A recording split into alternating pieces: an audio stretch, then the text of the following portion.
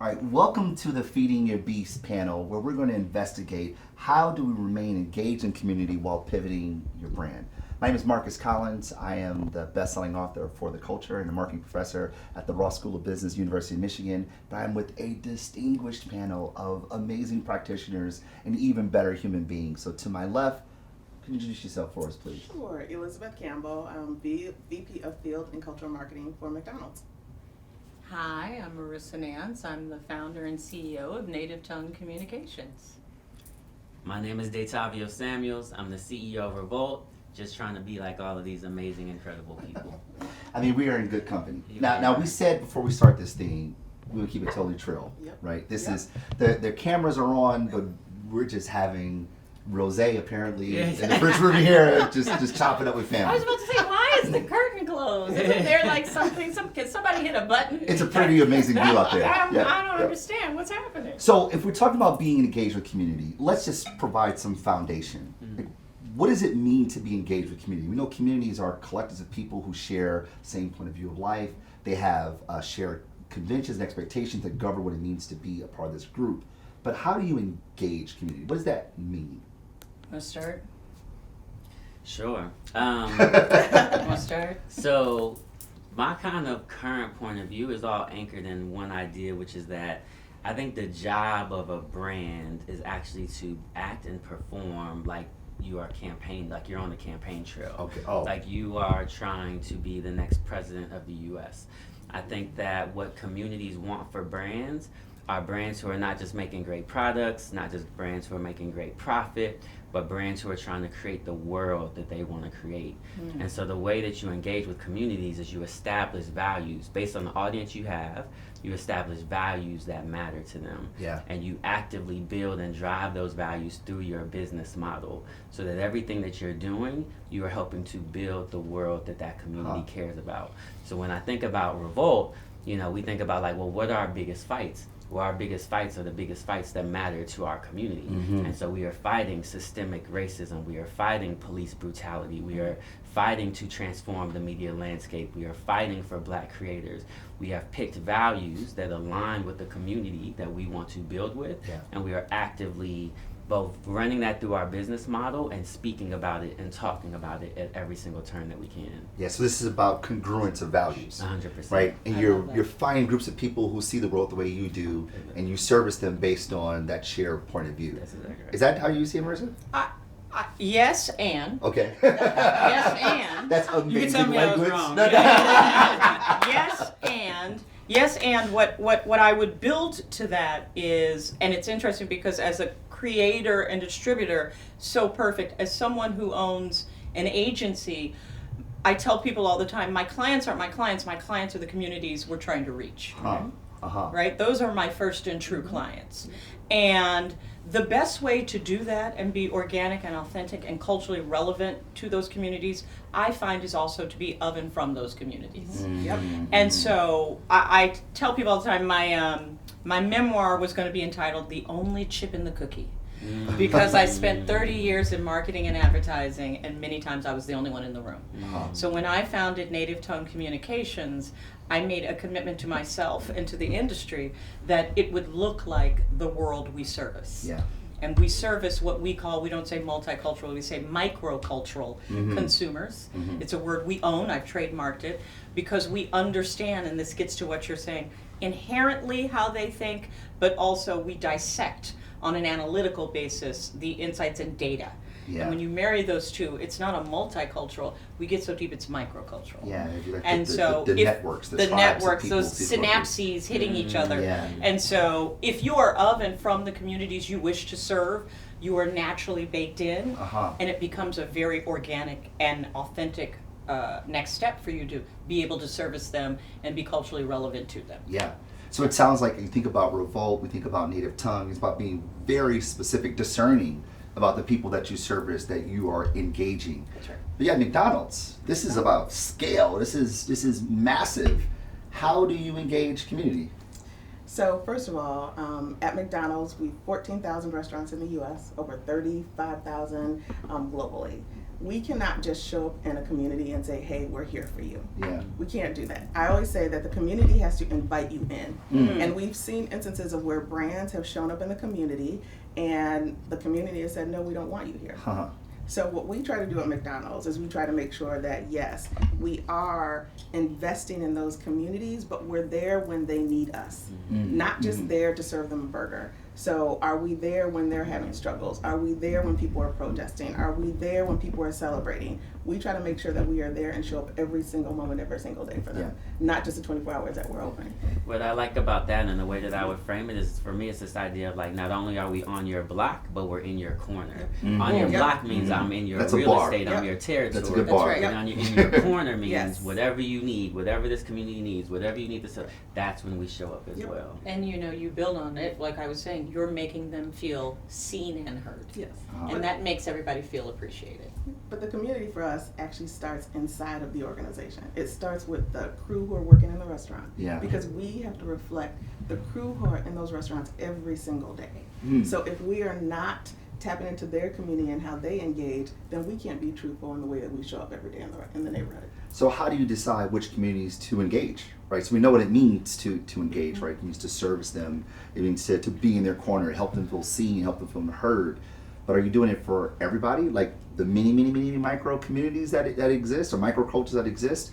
Who do you serve? We serve everybody, but to be honest with you, it really starts with when you look at our employees, the people who work at our brand represent every single community that's out there. Yeah.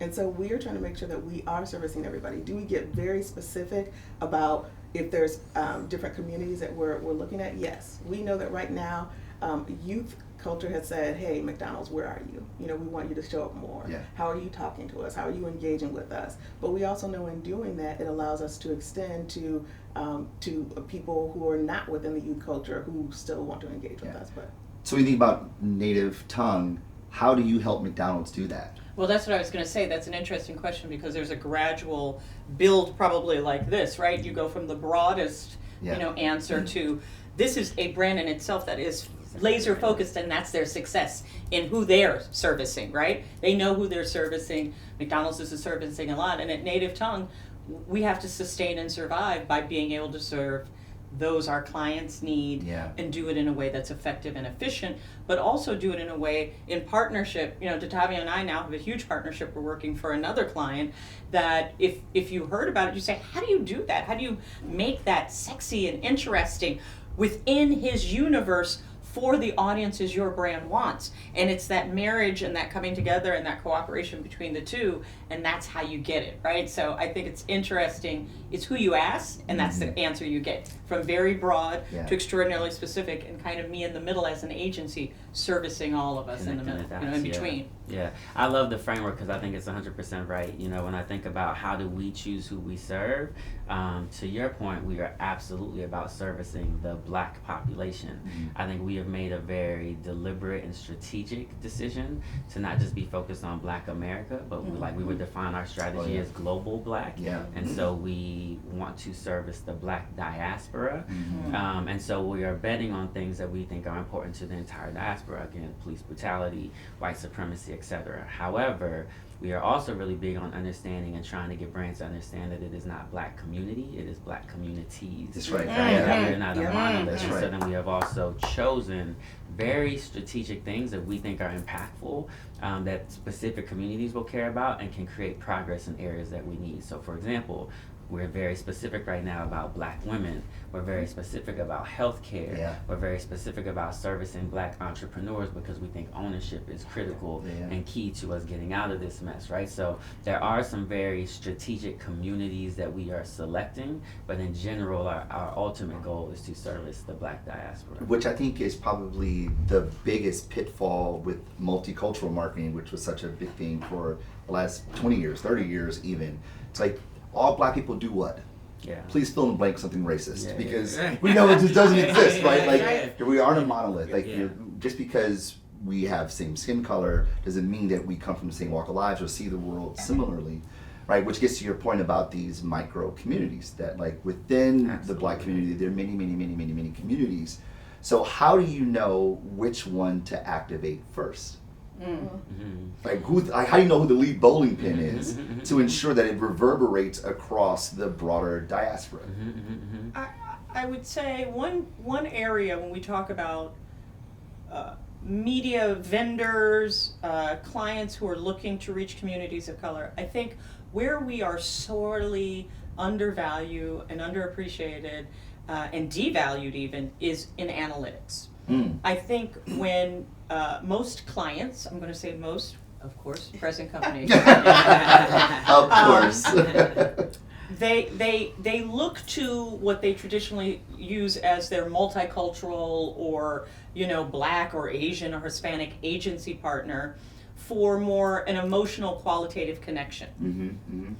And they get surprised, especially with native tongue, we're a media-led agency. So we're full service, but we're not creative-led. So we'll do a commercial, but we're media-led. I've put a lot of money and invested into the technology, our trading desk, our programmatic investment and strategy. So those kinds of things, and we do a lot of research. The analytics are so important. So you asked that question, and to me it's because we spent weeks and hours and days doing the work, doing the research, intimately breaking down the data and analytics around who that person is to create that marriage, that bridge between who that person is and your goal as a client and a brand. That's the paradox, that like we have tons and tons of data, tons and tons of information, but not a lot of intimacy. Not a lot, and we mistake information for intimacy. And I don't think brands want to hear it. That's right. Brands want to hear, and we've talked about this. Brands want, but doesn't it all really mean hip hop?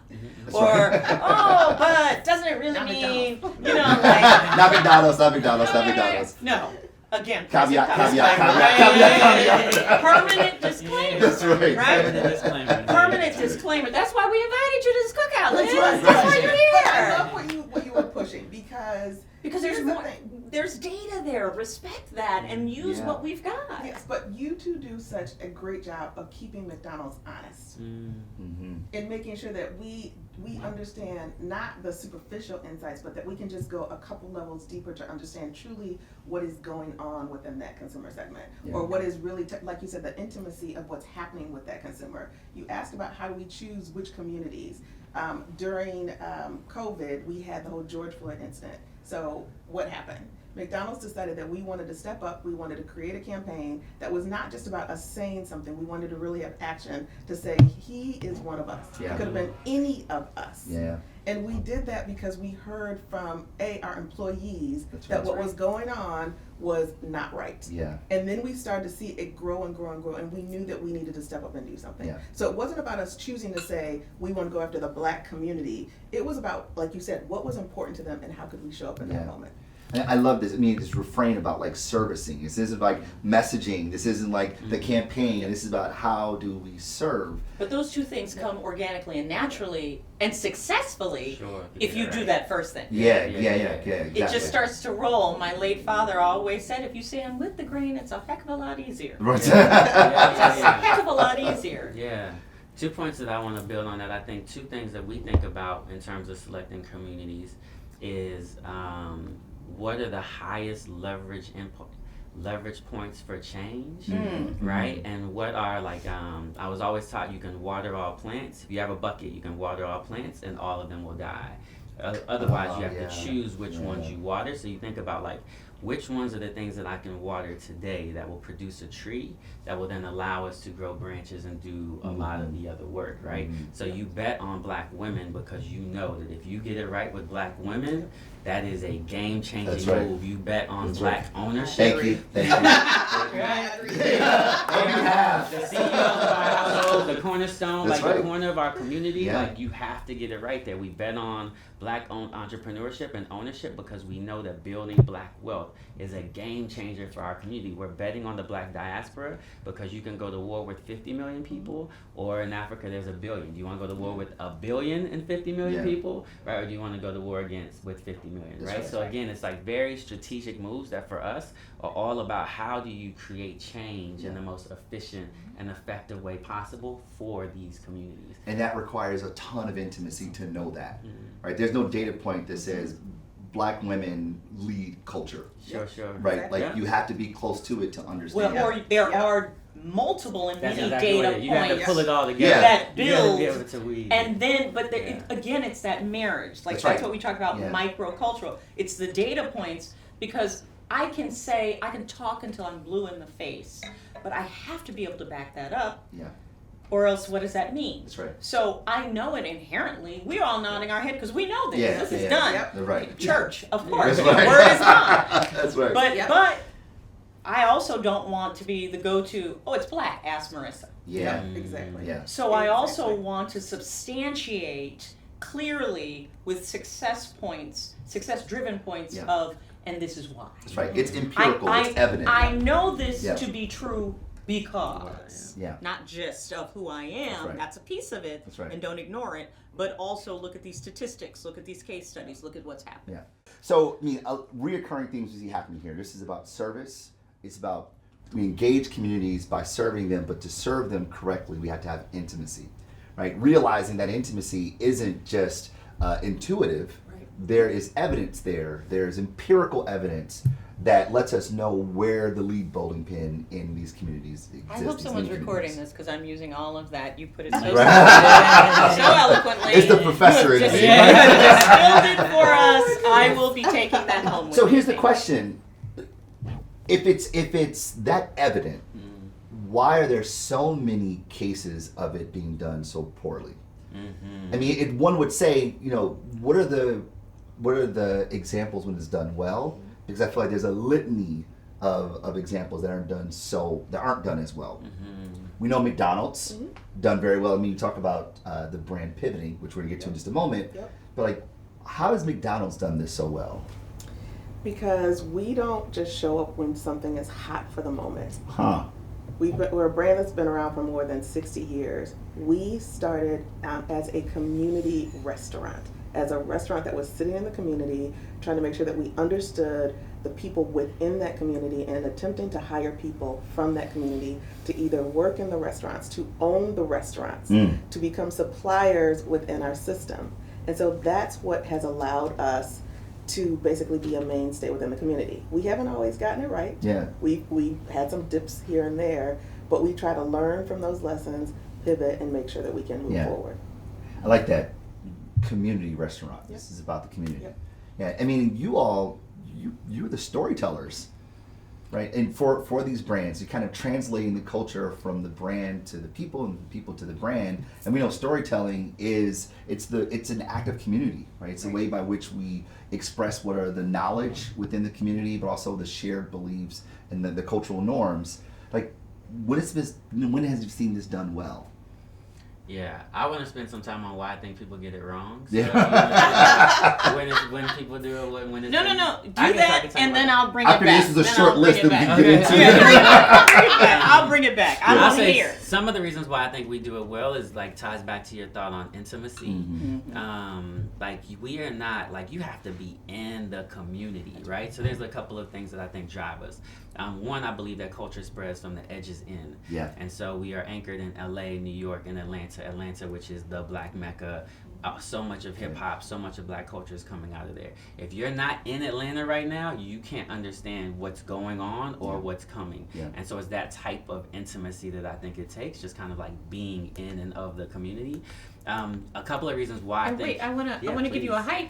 So much so, you actually invested in Atlanta Right. and built your. I mean, take it home. Like Yeah, you yeah, really, No, you when- were yeah, based you're in New 100% York, right. and you, as 100% you and right. your research team said, this is what we need to do to continue to grow as our brand. She's Yeah. 100% Invested right. in Yeah. Atlanta and built there and moved there. My blessing is I became the CEO June of 2020. All of our leases expired September of 2020. So we Oh, wow. killed every single lease. And Yeah. so we actually don't really have space in LA and we don't have space in New York. But then we saw the data, and the data said the majority of your audience is in Atlanta. And so then Brilliant. it made sense to say, okay, we're going to build a studio. And the way we would say it is anything that touches the people, marketing, events, production, etc. We try to concentrate in Atlanta because that's what the data said. Yeah. That's Yeah. also what we know from culture. Yeah. Like so much of culture springs from there. So thank you. for No, that. it was a brilliant move, and again, if you're doing the right thing, doors should open up for Yeah. you. I'm not trying to bring this truly to church, but No, and But please it's- do. it's- Yeah. it's Please do. it's a great. because this is a brand. We want to talk about what brands are getting it right. This man runs one of the finest brands in this space right now. That's true. Yeah. And the fact that it was 2020 and the whole world was like, all of his leases like went out. Everybody else was trying to figure out how to pay a lease. His lease is expired. That's sort of and divine, then the actually. market, and then the market It was. dropped, and he was able to slide into Atlanta. And I mean it in the best way. Yeah. That's And he exactly was right. able to, and he took it. He was able to. They say, it's luck certainly, but being prepared. That's right. Right? Success is luck, but also being prepared. He had the data. He's constantly doing that, and I respect Because that without so much. being prepared, you probably just re-up It was- the it's a leases. great That's case exactly Right. right. That's, Yeah. So that goes to my point It's a great about case why study. brands get it wrong, because brands are lazy, because it is so difficult to break convention. It is so difficult to break the inertia that has been there for decades and decades, and for some of them hundreds of years. That's right. And so if your whole marketing book is built in a point in time when our white brothers and sisters were 80% of America, and you're still running the same plays in 2023, where we know that we are not it is not multicultural marketing. We are a nation of multicultural consumers, That's right. a nation of many nations. The same playbook doesn't work. That's So right. a lot of reasons brands get it wrong is because they're still using a very old, out-of-date playbook. I think other reasons brands get it wrong is because they haven't done the work to find not even the one. So like my whole thing is like brands will say they can't find a great this or a great that. I always call it like the Disney strategy, because what they did with Black Panther with Ryan Coogler. Disney had never made a black superhero movie. Black Panther won. They didn't go to their same old stable of people that they were used to going. They went to Ryan Coogler. Yeah. And Ryan Coogler finds Michael B. Jordan That's right. and That's Kendrick right. Lamar Yeah. on the soundtrack. That's right. And, That's right? right. And so if you find Ruth Carter. Ruth Carter, yeah. I mean, Because- look, because- right. stacked That's it. right. we know each other, so That's it's like right. you just do the work to find Stacked it. one of us. I mean, but right? that is so if ill you to just me, do though, the is that, work. like, when you say it out loud for the broader majority, it feels unfathomable. Like, what do you mean you're not a monolith? It's like, well, you're not a monolith. Yeah, Right. yeah, of Like, course. not all white people are the same, so why will all black people be the same? But I think this idea of laziness is so perfect. It's like laziness and a lack of curiosity. Yeah, No yeah. empathy. That's exactly Like, there's what a it word. is. That's what exactly. because they think empathy we're is black spot people, white on. people with There's black no empathy. The secret sauce, our native tongue communications, I tell people all the time, our secret sauce is having a sense of empathy. That's right. And that's hard. That's right. Yeah. It's because we are not solely people of color. We are a full tapestry. I employ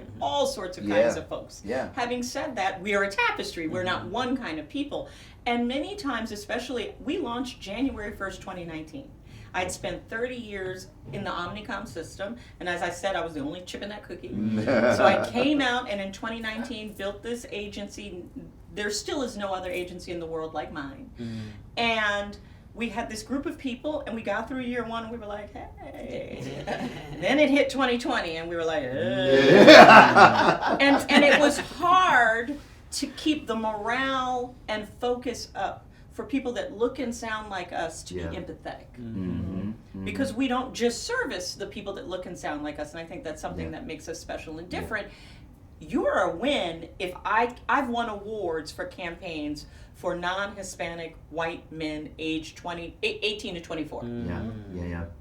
I've won many awards for a campaign I did, non-Hispanic white men aged 18 to 24. But that is empathy- not me. empathy but takes I work. found goes back. It's Yeah. the Be empathy. lazy. Yeah, It's the it takes empathy. work. This all is tied together. Yeah. Absolutely. But you have to show empathy in your personal life. So why can't you just transfer it over to what you do every day? You and asked how you because- show up every but single But day. that's the So thing. I that's think how that I'm like when we walk Why into a can't- boardroom, we take our human hat off and put on our I'm a marketer hat. But it's like Batman and Bruce Wayne are the same people. Right. They just have different outfits on. Like they're the same. I just people. feel good marketing is empathy, Yes, and it's- up Agreed. the Yes. bat, Relationship. and the rest of it is lazy marketing. I don't even call it bad marketing. I think it's lazy. I mean, to go marketing. back to your original point, you can't serve without being empathetic. You have to be able to see the world through someone else's lenses. But we have been that's not forced to you. do that generation after generation after generation, and literally forced or killed. And I'm not trying to, Yeah. but it's It was survival. Yes, yeah. I was talking to someone somewhere the other day, and I said there are these really incredible studies. I'm gonna leave it to you, Doc. That talk about the fact that as African Americans, Yeah. I'm speaking very specific, it is almost a physiological change that has happened to us in That's right. evolution in our DNA That's right. from the fact being brought here from Africa, landing here, and who we are today. Yeah. There is a physiological imprint Yep. in our DNA, and I believe some of that includes the fact that we couldn't survive. If you were not empathetic, That's right. if That's it. you That's didn't what makes it survival understand what mechanism. that person Yep. on the horse riding past you while you were picking cotton wanted, you might not get out of that Right, field. I mean, we sort of flippantly call it code switching, but code switching is an act of empathy. That's it. Is that I understand how to talk to you. It's different than talking to you, different than talking to that person. Therefore, And I'm in survival That's mode. what it's learning to that's right. be empathetic because you need to survive. It's a That's right. survival That's right. mode, and so we have been forced to do it generationally. Yeah. If you don't have to do it, if you just assume life's always going to work out for you, Oh. no, So that's but real. I mean, No, but that's so real because I think so often they think that black people are white people with just chocolate skin, and on top of that, and this is why at Revolt we are so big on us trying to change and be in control of our narrative because the stories haven't been told about who we are, Yeah. how special we are, how great we are, how different we are. Yeah. And even right now we're living in this moment where we are literally, I think it is the funniest thing in the world that they have told 3% of our story in their own way, and now the 3% that is being told, they don't want to tell it all, right? So if you're not allowing the story to be told about the people, how can you be empathetic to them? Yes. How can you see them as anything That's but right. what you've already been taught, which is they are savages and they are That's right. brutes, or they are 3/5 of a human, right? That's that's right. And again, in order to overcome all of that, you can't be lazy. You have to be willing to go do the work. So, And I do want to say yo, one please thing. go. Because I don't know that the nature of our conversation, the intent of it when it was handed to all of us on a card a week ago, was for this to be wholly about communities of color. For sure. And what I want to say is, I think this part of the conversation, we shouldn't think of it as racially inclined. We should think of it as more very community and broadening. Because what we're talking about right now is how we are for Black people Yep. identify as Black African Americans, That's right. I believe Yep. all of us. Yes. And we're most of it at the top of our game. Yeah. We know how to do this pretty Brush the well. shirt off a little bit we, there. we, There you we go. all have decades and decades of experience, Yeah. and we can do this against any Yeah. audience. Yes. And so I do want to say we're not making this about color or So race. I think, I love yeah, that there's a But- generalizability to what we're talking about here because the intimacy we're talking about when it comes to the many cultures of what it means to be Black, the same thing goes for what it means to be a sneakerhead. Right. The same thing Yes. goes for what it means to be Yes. an athlete. Same thing 100%. goes for what it means to be into anime. I mean, the people are not monolithic. Yep. Nope. Right? There's heterogeneity in the communities that we're a part of, and the That's right. closer you are to it, the more nuanced it becomes. I mean, even hip hop. Some people are into trap. Some people are into native tongue. Yes. Right? So you're into the boom bap, like, and based on how you self-identify, there are certain expectations and conventions that govern what it means to be that. Yeah. So with that as a foundation, Yeah. what happens when a brand says, we want to pivot? Either we want to pivot how we're positioned in the world, how we bring new products in the world. We want to be different. What does that mean for how we engage community? And what does it mean when it says, I want to get new people in the fold? How do we retain and acquire without alienating? And that's a big question. So let's start with, does any of this foundation change when the brand says, I want to change? I think it all starts with knowing why you want to pivot. Okay. All right. Are Talk you, to us. Are you pivoting because it is a financial thing, or are you pivoting because you truly want to be invested in the community? Mm-hmm. And we've made a pivot. McDonald's made a pivot. We made a pivot in terms of how we wanted to show up as a brand, and it was uncomfortable for us because our pivot was due to the fact that our voice was being lost. It was coming off as being very staged, Yeah. as very like read from a script. And what we saw is that our consumers were starting to take over our brand before we could. Mm. So we had to open up ourselves to allowing that fan's voice to come through, and we were the conduit of that. Yeah. You saw our social media channels change. That became when we started making fun of ourselves for our ice cream. Yeah. When we started talking about us being Mickey D's instead of McDonald's. That was us saying we Embracing need it. to engage the consumer where they are That's right. and allow their fandom of us to show up in an authentic way. Yeah. Yeah. And some people didn't like it. Mm-hmm. Because it's a pivot. Yeah. Because it's a change. Yeah, it's People don't like change. People don't like change. There were I people mean- who didn't like it when we started to do I'm Loving It. Like, it was one of the best campaigns that we did years ago. Yeah. And when we made that change, because we were showing up different for a specific consumer segment, some people complained and said, you guys are too hip hop, you're showing up in a way that we didn't appreciate. But we stuck to it and said, this is what our brand is about. When we recently made our pivot in terms of how our boys showed up, yes, we have people who don't like it, but this is who our customers, we're reflecting our fans. We're reflecting our fans, and I like not our consumer, our fans. Yes. Our fans. I agree. It depends on what you mean by pivot. So for me, pivot means so many, and again, each of us has a very unique perspective. Sure. This was a great, because you have client brand, you have vendor, publisher brand, and you have kind of agency pickle in the middle. And pivot is a scary word sometimes for me. I'll give a very personal example, but I will protect the names of the not so innocent. Okay. First quarter for my very small and scrappy agency was hard because we had 2 clients call us and cancel contracts. And we hadn't even really started work. We had just won. We'd done great work, little RFP. We're gonna get this going. We had contracts signed. Money was coming in, and one in particular, a non-Hispanic white man, called and said, "I need to let you know we're not going to honor the contract we signed." And I said, "Well, because I'm waiting for the bank. Like, I literally got Wait for the check. Right, yeah. Like, my bank said, oh, there's a deposit and it's going to clear in 2 days. What's happening here? And he said, yeah, it's not going to happen. I said, well, can I ask, was it the work? We thought, no, we loved your work. I'm probably going to use some of that later. Okay. I said, well, now I'm very confused. Yeah. And he very clearly, and I love when people are honest and show you who they are, he said, well, I have to be honest with you. Black Lives Matter really isn't as important to us. And what's more important is the fact that we're going into an economic recession.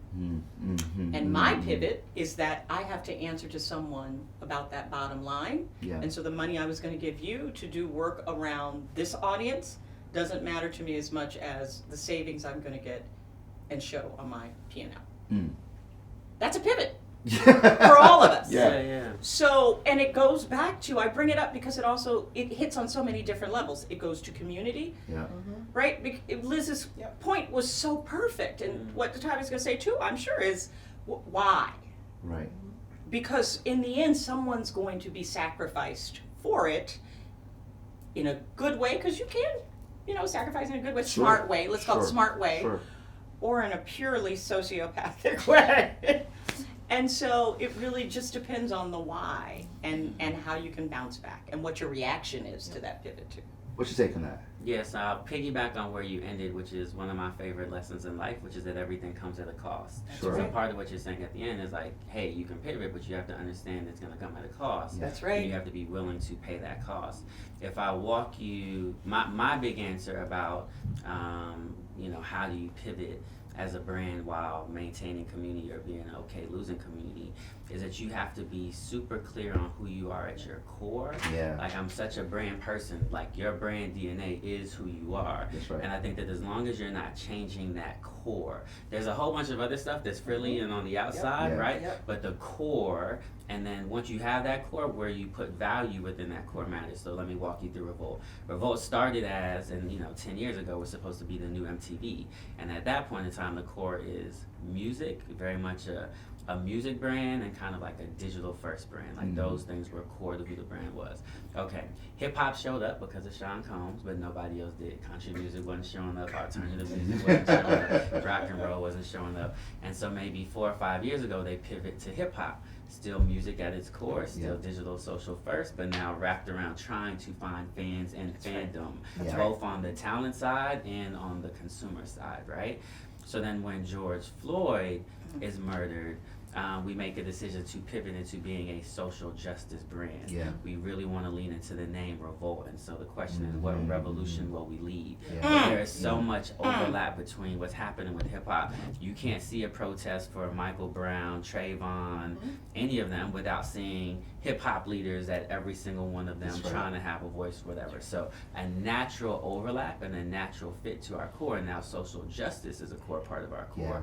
And so now we can expand revolution. I'm so passionate in this moment, and God help me, we will figure it out about helping lead a revolution for Black women. Yeah. But that still is going to be core to who we are. Yeah. We're Right. just extending it to be very intentional about an audience that we think matters, right? Yeah. But we're never going to stray away from who we are at our core. And to this day, you still have music at our core. You still have hip hop at our Yeah. core. You still have digital first at our core, right? The core hasn't changed. Well, it's grown out. That's That, which exactly is right. the That's point of exactly this. right. Like, how do you grow? How do you evolve? Yeah. It's an onion. That's exactly It's a right. multi-layered onion that all is one being, one piece of something that is you, and at its core, and then a second heart, and then a third That's heart, and a exactly fourth right. heart. But it's all grounded in who you are. That's right. exactly Right, so it's almost like, we may outgrow each other, and that's okay. That's Yes. okay. I mean, just like, with people in our lives, No, I think the Yeah. four of us should stick together. I mean, of course. We gotta take We'll this on the continue road to or grow something. 1,000%. Yeah. But I think that's right, Meek. So maybe the idea of pivot is actually the wrong nomenclature. Mhm. Like, it's really evolution. Evolution. Yeah. Right, That. we Yes. evolve, and some people who were there at the beginning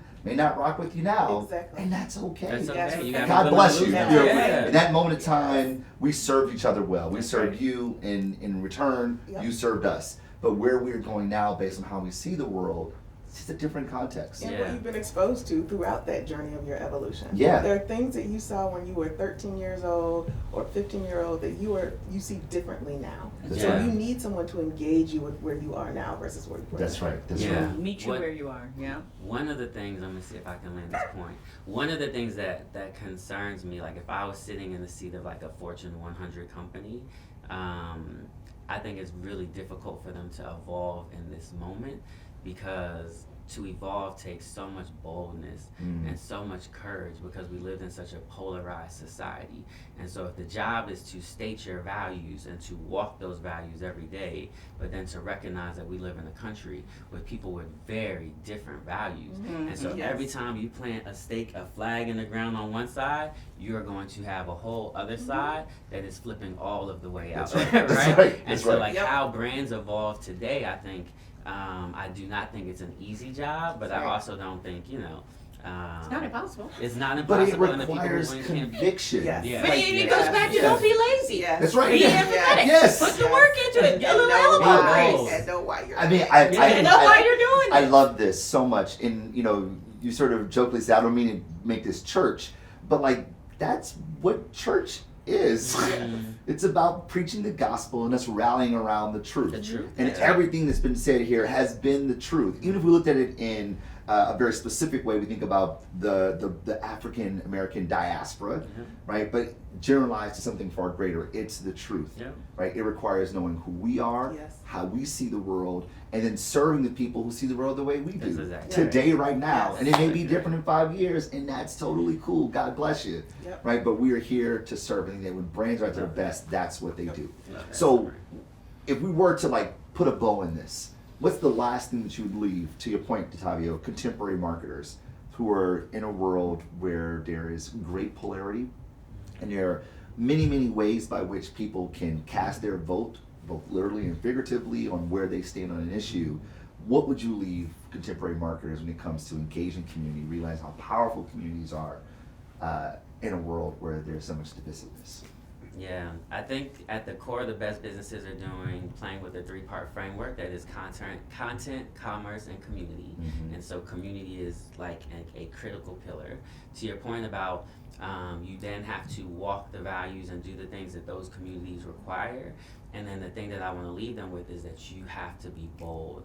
I always say to people, I don't know why we are the ones that are alive in this moment in time Mhm. when George Floyd died, during a global pandemic where the world was still. Yeah. Like, I don't know why we were the ones, but we are. That's right. And with that comes great responsibility. That's right. Great, tremendous responsibility. And so my point to them would be, you have to be willing to own your part of the timeline and the change that you're responsible for Mhm. making. Mhm. And so no more laziness, Yeah. no more, you know what I mean? No Yeah. more easy stuff. Like, it is time to evolve and bet on the communities that really matter and are important to your brand. True. Marissa, I what love say that. you? 3 quick points. I would say the first point is accept and realize you just don't know what you don't know, and that's okay. Mm-hmm. And if that's the case, then 2, open yourself up to someone who might. Yeah. right? There's someone out there who does, and generally we're talking about these kinds of conversations in these kinds of communities. If you don't know, if you're not of that community, don't be lazy and throw a softball and say, okay, there's 2 Hispanic networks, I will buy one of them. There's, 2 African American networks, I will buy one of them. There's so much out there. If you don't know, that's fine. Yeah. Number 2, find someone who does. There's so many of us out there who are experts in the field and can come in and support and help you. And the final thing is, be clear that you will find success. You can quantify, you can set measurement and metrics.